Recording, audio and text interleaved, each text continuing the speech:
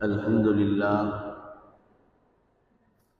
الحمد لله وكفى وسلام على عباده الذين اصطفى. أما بعد، أعوذ بالله من الشيطان الرجيم. بسم الله الرحمن الرحيم. وعباد الرحمن الذين يمشون على الأرض هونا وإذا خاطبهم الجاهلون قالوا سلاما. صدق الله مولانا العظيم. கண்ணியத்திற்கும் பெருமதிப்பிற்குரிய அல்லாஹுவின் நல்லடியார்களே, பெரியோர்களே, தாய்மார்களே, அல்லாஹுவின் பேரருளால் புனிதமிக்க ரமதானுடைய மாதத்தை நாம் அடைந்து இன்று 15வது தராவி தொழுகை பரிபூர்ணமாக நிறைவு பெற்றிருக்கிறது. வல்ல ரஹ்மான் இது நாள் வரை நம்முடைய நாம் நோற்ற நோன்பையும் நாம் ஓதிய குர்ஆன், நம்முடைய தொழுகை அனைத்தையும் அல்லாஹ் கபூல் செய்வானாக. அதற்கான நன்மைகளை துன்யாவிலும் ஆகிரத்திலும் நிரப்பமாக தந்தருள்வானாக.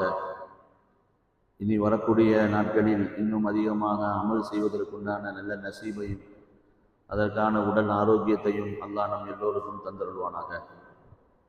கண்ணியத்திற்குரியவர்களே, இன்று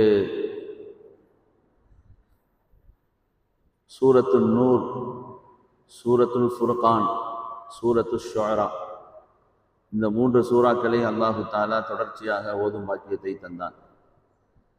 அதிலே அல்லாஹ் இன்றைக்கு நமக்கு சொல்லக்கூடிய செய்தி, ரஹ்மானுடைய அடியார்கள் என்று அல்லாஹ் சொல்கிறான். ரஹ்மானுடைய அடியார்கள் எப்படி இருப்பார்கள், அவர்களின் குணங்கள் என்ன அப்படிங்கிறத அல்லாஹ் சொல்றான். இந்த இபாதுர் ரஹ்மான், ரஹ்மானுடைய அடியார்கள் என்று அல்லாஹ் ஏன் சொல்கிறான் என்றால், இந்த மாதிரி குணம் உடையவர்களுக்கு அல்லாஹ்வினுடைய ரஹ்மத்து முழுமையாக கிடைக்கும், அவனுடைய அருளுக்கு சொந்தக்காரர்கள் என்பதை அல்லாஹ் உணர்த்துகிறான். இதற்கு பிறகு சொல்லக்கூடிய அந்த குணங்கள் யாரிடத்திலே முழுமையாக இருக்குமோ அவர்கள் ரஹ்மானுடைய அடியார்கள் என்றால் அல்லாஹ்வினுடைய ரஹ்மத்தை முழுமையாக அவர்கள் பெறுவார்கள். அல்லாஹ்வினுடைய ரஹ்மத்தை பெற்றால் என்ன நடக்கும்? ஹதீஸ்ல வருது, அல்லாஹு தஆலா ஒரு அடியானின் மீது தன்னுடைய ரஹ்மத்தை கொடுக்க வேண்டும் என்று நாடும் பொழுது ஜிப்ரீல் அலைஹிஸ்ஸலாம் அவர்களை அல்லாஹ் அழைக்கின்றான். ஜிப்ரீல் அலைஹிஸ்ஸலாம் அவர்களை அழைத்து சொல்லுகிறான், இன்ன ஃபுலானன் அப்தி எல்தமிசு அன் யர்தியனி, என்னுடைய இன்ன அடியான் என்னுடைய பொருத்தத்தை தேடி அவன் நல்ல அமல்கள் செய்து கொண்டே இருக்கிறான். அலா இன்ன ரஹ்மத்தல்லாஹி அலை, ஜிப்ரீலே விளங்கிக் கொள்ளுங்கள், அந்த அடியானின் மீது என்னுடைய அருள் முழுமையாக இருக்கிறது அப்படின்னு அல்லாஹ் சொல்றான். இதை ஜிப்ரீல் அலைஹிஸ்ஸலாம் அவர்கள் என்ன சொல்றாங்க, ரஹ்மத்துல்லாஹி அலா ஃபுலானின், அவங்களும் துவா செய்யறாங்க, இந்த அடியானின் மீது அல்லாஹ்வுடைய ரஹ்மத் உண்டாவதாக. இதை கேட்ட உடனே அரிசை சுற்றி இருக்கக்கூடிய மலக்குமார்கள் அவர்களும் அதை போன்று சொல்கிறார்கள், அல்லாஹ்வுடைய ரஹ்மத் அவர்களுக்கு உண்டாவதாக. இதை கேட்ட வானத்தில் உள்ள மலக்குமார்கள் எல்லாம் அவர்களும் பிரார்த்தனை செய்கிறார்கள், இந்த அடியானுக்கு அல்லாஹ்வுடைய அருள் உண்டாவதாக. இப்படியாக எல்லோருடைய துவாவையும் பெற்று ஃபயஈஷு பைனன் நாஸ் ராலியன் சஈதன் ஹமீதா, இவன் உலகத்திலே இந்த மனிதன் வாழ்வான் அல்லாஹ்வுடைய பொருத்தத்தை பெற்றவனாக, நற்பாக்கியம் உள்ளவனாக, எல்லா நிலையிலும் புகழுக்கு தகுதியானவனாக அல்லாஹு தஆலா அந்த மனிதனை வாழ்வதற்குண்டான நசீபை தருகிறான் என்று பெருமானார் ஸல்லல்லாஹு அலைஹி வஸல்லம் அவர்கள் சொல்கிறார்கள். அப்போ அல்லாஹ்வுடைய ரஹமத்து நமக்கு கிடைச்சிருச்சுன்னா நம்மை விட சிறந்தவர்கள் வேறு யாரும் கிடையாது. அந்த ரஹமத்து கிடைக்கணும்னு சொன்னா அல்லாஹ் சொல்லக்கூடிய அந்த குணங்கள் நம் இடத்திலே பரிபூர்ணமாக வரணும். அதில் அல்லாஹ் சொல்ற முதல்ல குணம் என்ன, பூமியில் அவர்கள் பணிவாக நடப்பார்கள். பணிவு அப்படிங்கிற ஒரு குணம் அவர்கள்ட்ட நிரப்பமாக இருக்கும். இரண்டாவது, அறிவியினர்கள் அவர்களிடம் பேசினால் அவர்களிடத்தில் தர்க்கம் செய்ய மாட்டார். அஸ்ஸலாமு அலைக்கும் அப்படின்னு மௌனமாக அவர் கடந்து போய் விடுவார் அப்படின்னு சொல்றாங்க. சில விளங்காதவங்க நம்மள்ட்ட சண்டைக்கு வரணும், நம்மள்ட்ட பிரச்சனை பண்ணணும்னு பேச வருவாங்க. அப்ப அவங்கள்ட்ட நம்ம பதில் கொடுக்கணும்னு நல்லா சொல்லல. இதா காத்தபகுமுல் ஜாஹிலூன் காலு சலாமா. ஒண்ணு இருக்கிறது நல்ல வார்த்தைகளை சொல்றது, அப்படி இல்லைன்னா மௌனமாக இருந்துடுறது, பேசாமலேயே இருந்துடுறது. ஹஸரத் அபூபக்கர் சித்திக் ரலியல்லாஹு தஆலா அன்ஹு ரசூலுல்லாஹி ஸல்லல்லாஹு அலைஹி வஸல்லம் கூடயே நின்றுட்டு இருந்தாங்க. அப்போ ஒரு காஃபிர் என்ன செய்தான், அபூபக்கர் சித்திக் ரலியல்லாஹு தஆலா அன்ஹு வேகமாக திட்டினான். சம்பந்தம் இல்லாத வார்த்தைகளை சொல்லி திட்டுறான். ஸல்லல்லாஹு அலைஹி வஸல்லம் கூட இருக்கிறாங்க. கொஞ்ச நேரத்துக்கு பிறகு ரெண்டாவது திட்டினான். ஹஸரத் அபூபக்கர் சித்திக் ரலியல்லாஹு எந்த பதிலும் சொல்லல, மௌனமாவே இருந்தாங்க. மூணாவது திட்டினான். திட்டின உடனே ஹஸரத் அபூபக்கர் சித்திக் ரலியல்லாஹு என்ன செய்தாங்க, பதில் சொல்ல ஆரம்பிச்சுட்டாங்க. இவங்க பதில் பேச ஆரம்பிச்ச உடனே ரசூலுல்லாஹி ஸல்லல்லாஹு அலைஹி வஸல்லம் அந்த இடத்தை விட்டு நகல ஆரம்பிச்சுட்டாங்க. அபூபக்கர் சித்திக் ரலியல்லாஹு அன்ஹு சரியான கவலை ஆயிடுச்சு. நேரா வந்தாங்க, யார் ரசூலல்லாஹ், அவன் என்ன பேச்சு பேசுறான் பாத்தீங்களா, நான் அதுக்கு தானே பதில் சொன்னேன்.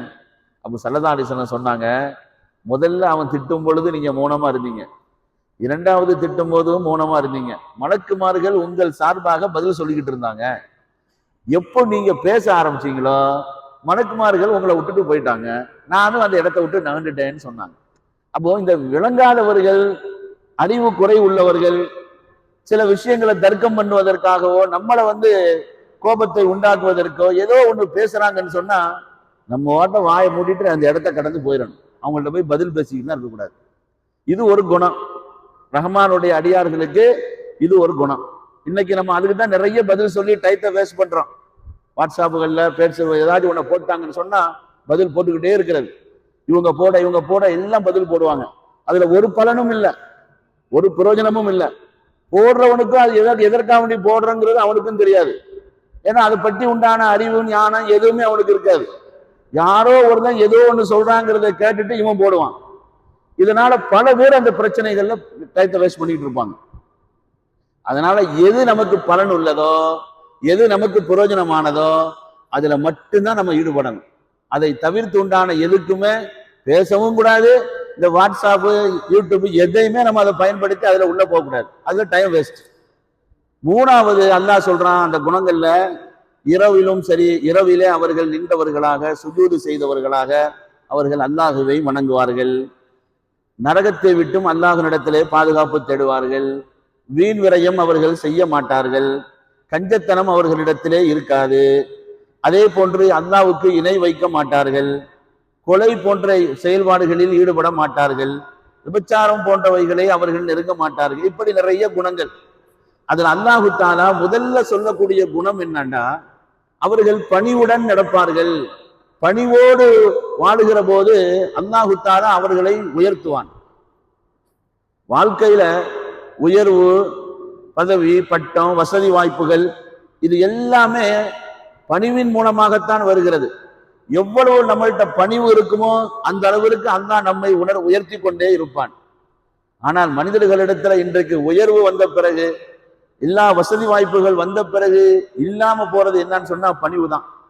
சொல்லால், செயலால், நடத்தையால் எதுவுமே அவங்கள்ட்ட இருக்காது. வார்த்தை பேசினா கடினமாக பேசுறது, அவர்களுடைய செயல்பாடுகளும் அப்படித்தான் இருக்கும். நம்மள்கிட்ட பணிவு இருந்ததால் தான் அல்லாஹு தஆலா இது போன்ற நிலையில் கொடுத்தான் என்பதை அவர்கள் மறந்து விடுகிறார்கள். பெருமானார் ஸல்லல்லாஹு அலைஹி வஸல்லம் எவ்வளவு பெரிய அந்தஸ்தை பெற்றார்கள். இந்த உலகத்துல பெரிய அந்தஸ்து அப்படிங்கறத நீங்க எதையெல்லாம் யோசிச்சு பாருங்க.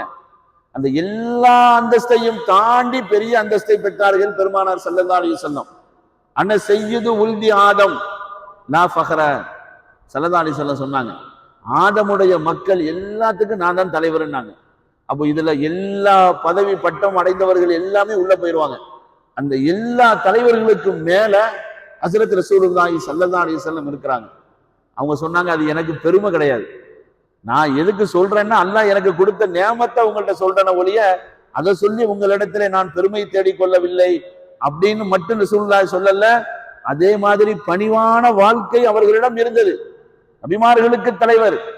வீட்டுக்கு உள்ள போயிட்டாங்கன்னு சொன்னா பெண்களோட சேர்ந்து அந்த வேலைகள்ல, வீட்டு வேலைகள்ல பங்கெடுத்துக் கொள்வார்கள்.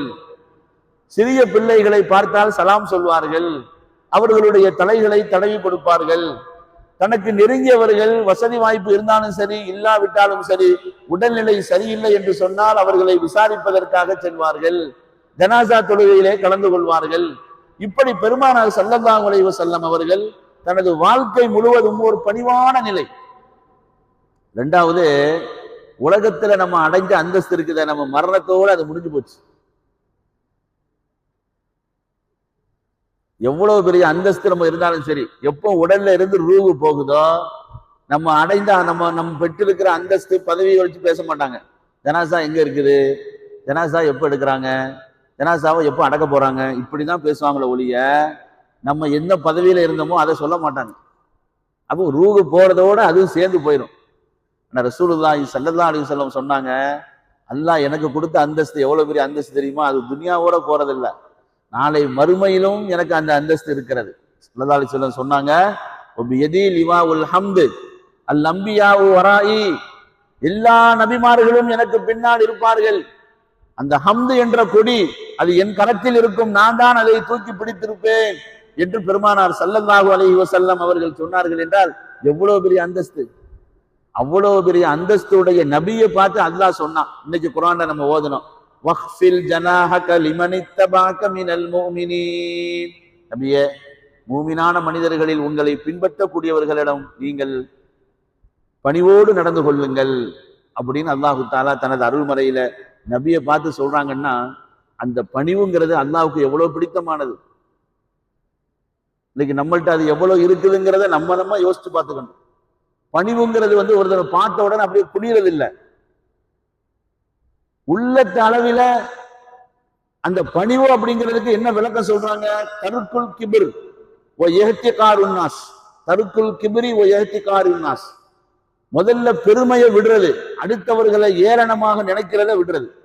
அவன் என்ன பெரிய ஆளா, வேணா நம்ம பார்த்து வந்தானா, அந்த மாதிரி எல்லாம் நம்ம பேசக்கூடாது. யார்கிட்ட என்ன திறமை இருக்குதுங்கிறது அல்லாஹ்வுக்கு தான் தெரியும், யாரு பெரிய ஆளுங்கிறது அல்லாஹ்வுக்கு தான் தெரியும். நம்மை தாழ்வாக நினைக்கிற பொழுது அல்லாஹ் நம்மை உயர்த்துவான். ரசூலுல்லாஹி ஸல்லல்லாஹு அலைஹி வஸல்லம் அவர்கள் ஒரு துஆ செய்தாங்க, அல்லாஹும்ம ஜஅல்னி ஃபீ ஐனி ஸகீரா வ ஃபீ அய்னின் நாஸி கபீரா, யா அல்லாஹ் என் பார்வையில் என்னை சிறியவனாக நீ காட்டு, மக்களுடைய பார்வையில் என்னை பெரியவனாக காட்டுனாங்க. நம்ம பெருசா நினைச்சுக்கிட்டு இருந்தோம்னா ஒரு காலமும் அடுத்தவர்களை பெருசா நினைக்க மாட்டோம்.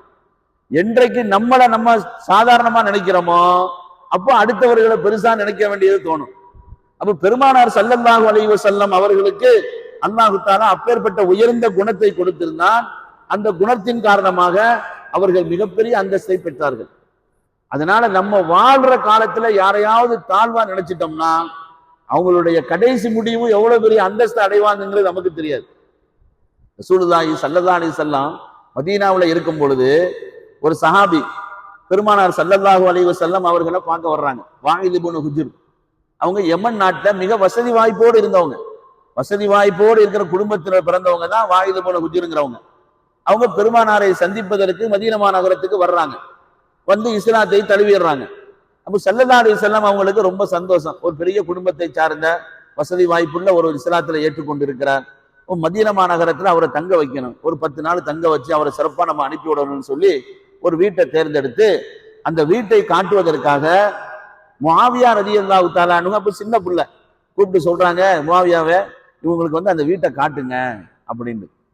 சரியான மதியான நேரம், ஹஸரத் முஆவியா ரலியல்லாஹு தஆலா அன்ஹு சின்ன பிள்ளை, அவங்கள கூப்பிட்டு போறாங்க. அவர் ஒட்டகத்துல வர்றாரு, அவர் குதிரையில வர்றாரு. அப்போ சரியான உஷ்ணம், கால் நடக்க முடியல. அப்போ முஆவியா ரலியல்லாஹு தஆலா அன்ஹு அவங்கள்ட்ட சொல்றாங்க, குதிரையில நீங்க மட்டும் தானே இருக்கீங்க, உங்க பின்னாடி நானும் ஏறிக்கலாமா, என்னால நடக்க முடியல, தினமான சூடா இருக்குது, உஷ்ணம் தாங்க முடியல அப்படின்னு சொல்றாங்க. அப்ப அவர் சொல்றாரு, அவர் புதுசா இஸ்லாத்துல வந்தவர், வசதி வாய்ப்போட வாழ்ந்தவர். அவர் சொல்றாரு, உனக்கு காலு சுடுதுங்கிறது கரெக்ட், அது சரிதான், ஆனா எனக்கு பின்னாடி உட்கார்ற அளவுக்கு உண்டான தகுதி உங்ககிட்ட கிடையாது. நான் வசதி வாய்ப்போடு வாழ்ந்த குடும்பம், எனக்கு பின்னாடி உட்கார்றதுக்குன்னு ஒரு தகுதி வேணும், அதனால உன்னை என்னால உட்கார வைக்க முடியாது அப்படின்னு அவர் சொல்றாரு. அப்போ ஹஸரத் முஆவியா கேட்கறாங்க, சரி உங்க காலில் இருக்குல்ல செருப்பு, அதை கழட்டி கொடுங்க, நீங்க தான் மேல உட்காந்துருக்கீங்களா, நான் அந்த செருப்பை போட்டுட்டு வர்றேன் அப்படின்னு சொல்லும் பொழுது அவர் அதுக்கு அந்த பதில் சொல்றாரு, இந்த செருப்பை போடுவதற்குன்னு ஒரு தகுதி இருக்குது, அந்த தகுதி உங்ககிட்ட இல்லையாப்பா, எப்படிப்பா நான் கொடுக்கிறது? நீ கால் சுடுது உஷ்ணமாக இருக்குதுன்னு சொல்றது எனக்கு மனசு கஷ்டமா தான் இருக்கு.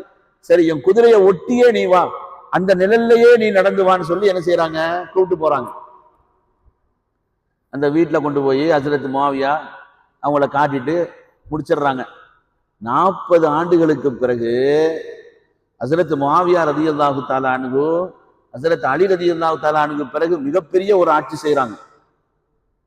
அமீருல் மூமினீனாக மிகப்பெரிய ஆட்சி செய்யறாங்க. அந்த நேரத்துல அவங்க ஜனாதிபதியாக இருக்கும் பொழுது அவரை பார்ப்பதற்கு இந்த வாயிது இப்னு ஹுஜர் கூனி குறுகி போய் ஒரு குச்சி ஊண்டிக்கிட்டு வர்றாங்க. அந்த நேரத்துல அரண்மனையில மிக உயர்ந்த அந்தஸ்துல இருக்கிறாங்க முஆவியா. இவரை பார்த்த உடனே கிடுகிடுன்னு இறங்கி ஓடி வந்து அவங்கள கைத்தாங்கல் அப்படியே கூப்பிட்டு போய் அந்த சிம்மாசனத்துல உட்கார வச்சு அவங்க காலடிக்கு கீழே ஹஜ்ரத் முஆவியா உட்கார்ந்தாங்க.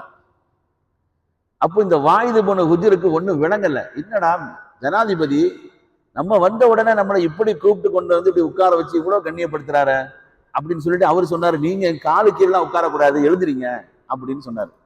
அப்பதான் ஹஜ்ரத் முஆவியா கேட்டாங்களாம், நான் யாரு உங்களுக்கு தெரியுதா அப்படின்னு.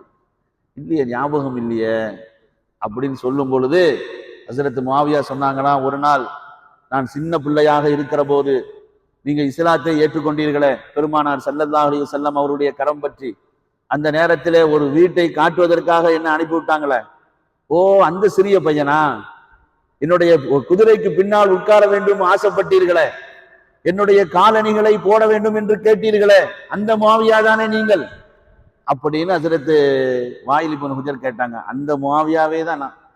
உண்மையிலேயே நீங்க சொல்ற மாதிரி அந்த தகுதி எங்கள்கிட்ட இல்லதான். ஆனா என் பெருமான் ஸல்லல்லாஹு அலைஹி வஸல்லம் அவர்கள் நாங்கள் பணிவாக இருக்க வேண்டும் எங்களை கற்றுக் கொடுத்தாங்களே, அந்த பணிவை நாங்கள் கையில் எடுத்ததால் அல்லாஹ் எங்களுக்கு இன்னைக்கு இவ்வளவு பெரிய அந்தஸ்தை கொடுத்து ஜனாதிபதியாக ஆக்கி இருக்கிறான் அப்படின்னு சொல்லி ஹஜ்ரத் முஆவியா ரலியல்லாஹு தஆலா அன்ஹு சொன்னதாக நம்ம பார்க்கிறோம். ஆக அன்பானவர்களே, யாரையுமே நம்ம லேசாக நினைச்சிடக்கூடாது. ஒரு ஆளை நம்ம பார்க்கும் பொழுது மனவிட்டு அவங்கள சந்தோஷமா துவா செய்யணும். அவங்களுக்கு சிறந்தவர்களா, நம்மை விட சிறந்தவர்களாக இருக்கணும் நம்ம சொல்லணும். அந்த மாதிரி நாம் நினைக்கிற பொழுது அவர்களை விட நம்மை அல்லாஹ் சிறப்பானவர்களாக ஆக்கி வைப்பான் என்று பெருமானார் ஸல்லல்லாஹு அலைஹி வஸல்லம் அவங்க சொல்றாங்க. ஆக ரஹ்மான், அந்த ரஹ்மானுடைய ரஹமத்தை முழுமையாக நம்ம அடையணும் சொன்னா நம்ம வாழ்க்கையில முதல்ல பணிவு வேணும். இன்னைக்கு அந்த பணிவுங்கிறது யார்கிட்டயுமே இல்லை. கல்வி கற்கிற மாணவர்கள்ட்ட இல்லை. அதனால அந்த கல்வியில உயிரோட்டம் இல்லை. ஆசிரியர்களை கண்ணியப்படுத்தணும் அப்படிங்கிற எந்த ஒரு சிந்தனையும் இல்லை. அவர் ஏதோ கற்றுத்தருகிறார், நம்ம படிக்கிறோம் அப்படிங்கிற மாதிரியான ஒரு மனோபக்குவம் தான் இப்ப இருக்க ஒழிய ஆசிரியர்களுடைய கண்ணியம் என்னங்கிறத சொல்லிக் கொடுக்கறதும் இல்லை. சொல்லி கொடுத்தாலும் அந்த மாணவர்கள் கையில் எடுக்கிற மாதிரி இல்லை. அதே மாதிரி வயது முதிர்ந்த பெற்றோர்கள், அவர்கள்ட்ட நம்ம துவா வாங்கணும், அவர்களுக்கு பணிவிடை செய்யணும், அவர்கள்ட்ட பணிவாக இருக்கணும். நாம் பெரியாளு, எவ்வளவு பெரியாளா நம்ம ஆனாலும் சரி, எவ்வளவு பதவிகள் அடைஞ்சாலும் சரி, நம்ம பெற்றோர்களுக்கு நம்ம பிள்ளைகள் தான். நம்ம பிள்ளைகளாகத்தான் அவர்கள்ட்ட நடக்கிறோமோ ஒழிய நம்ம பதவிகளை வச்சு அவங்கள்ட்ட நடக்கிறதுக்கு நம்ம முயற்சி செய்யக்கூடாது. அவங்களுடைய உள்ளத்தில் ஆழத்தில் இருந்து நம்ம துவாவை அடைய முடியாது. நம்ம பிள்ளையாக நினைத்து கொண்டு அவர்களிடத்துல செயல்படும் பொழுதுதான் அந்த துவாவை நாம் அடைய முடியும். அன்பானவர்களே, பெற்றோர்கள் தான் நம்ம பிள்ளைகளுக்கு அது போன்ற பணிவை நம்ம சொல்லிக் கொடுக்கணும். அப்துல்லா இப்னு மஸ்ஊத் ரலியல்லாஹு தஆலா அன்ஹு அவங்க வீட்டுல அமர்ந்திருக்கும் பொழுது யாராவது யாசகம் கேட்டு வந்துட்டா வீட்டுல உள்ள பிள்ளைங்களை கூப்பிட்டு கொடுப்பாங்களாம், அந்த காசை எடுத்து கொண்டு போய் கொடுப்பாங்களாம். அப்போ அந்த பிள்ளைங்க கொண்டு போய் இப்படி கொடுப்பாங்களாம், சொல்லுவாங்களாம், கையை தொட்டு கையில கொடு, அவங்களுடைய கையை பிடித்து நீ கொடுக்க வேண்டும். நீ கொடுப்பதால் நீ பெரியவன் அல்ல, வாங்குவதால் அவர் சிறியவனும் அல்ல. கொடுக்கக்கூடிய உன் கரத்தில் இருக்கக்கூடிய அந்த காசை வாங்கி உன்னை சொர்க்கத்திற்கு தகுதி உடையவராக அவர் ஆக்குகிறார். அவர்தான் சிறந்தவர். அவருடைய துவாவை நீ அடைய வேண்டும் என்று அப்துல்லா இப்னு மஸ்ஊத் ரலியல்லாஹு தஆலா அன்ஹு சொல்லுவாங்களாம். இந்த அளவிற்கு முன்னோர்கள் பிள்ளைகளுக்கு, சிறிய வயதுடைய பிள்ளைகளுக்கு இந்த பணிவை சொல்லிக் கொடுத்து வளர்த்ததால் தான் அவர்கள் எல்லாம் கல்வியில் உயர்ந்தார்கள், குணத்தால் உயர்ந்தார்கள், வாழ்க்கையில் சிறந்தார்கள், நீண்ட காலம் வாழ்ந்தார்கள். ஆனா இன்னைக்கு வயது முடிந்தவர்கள் இருந்துட்டாலே பாரமா பார்க்கிறோம், முடியலதான், வயசாயிடுச்சு, அவர்கள்ட்ட பணிவிடை செய்து துவாவை அடையணும்னு நினைக்கிறவங்க ரொம்ப குறைவு, ரொம்ப ரொம்ப குறைவு. அந்த குறைந்து கொண்டே போகிறது. வாழ்க்கையில் வயது முடிந்தவர்களிடம் பணிவாக நடந்து நாம் அவர்களிடம் துவாவை பெற்றுக்கொண்டால் நாம் நீண்ட காலம் வாழ்வோம். அது மட்டும் அல்ல, நாம் நீண்ட காலம் வாழுகிற காலத்தில நமக்கு பணிவிடை செய்ய, நம்மை பாதுகாப்பதற்கு, நம்மை சந்தோஷமாக வாழ வைப்பதற்கு, பாதுகாப்பதற்கு அல்லாஹ் நம் பிள்ளைகளை ஏற்பாடு செய்வோம். அதை நம்ம தவற விட்டுட்டோம்னா வயது முதிர்ந்த காலத்துல நம்ம கவலைப்படணும். நம்மளை யாரும் பார்க்க மாட்டாங்க, கிட்ட வர மாட்டாங்க. ஏன்னா நம்ம அதை மாதிரி செய்யல. அதனால அந்த நேரத்தில் அல்லாஹ்வுடைய ரஹமத் நமக்கு ரொம்ப தேவைப்படுகிறது. அப்போ புகழோடு, அல்லாஹ்வுடைய பொருத்தத்தோடு, நற்பாக்கியத்தோடு நம்ம வாழணும்னு சொன்னா அல்லாஹ்வுடைய ரஹமத் வேணும். அல்லாஹ்வுடைய ரஹமத் நமக்கு வேணும்னா இந்த பணிவுங்கிற குணம் வேணும். அல்லாஹு தஆலா அந்த சிறந்த குணத்தை நமக்கு நிரப்பமாக தந்தருள்வானாக.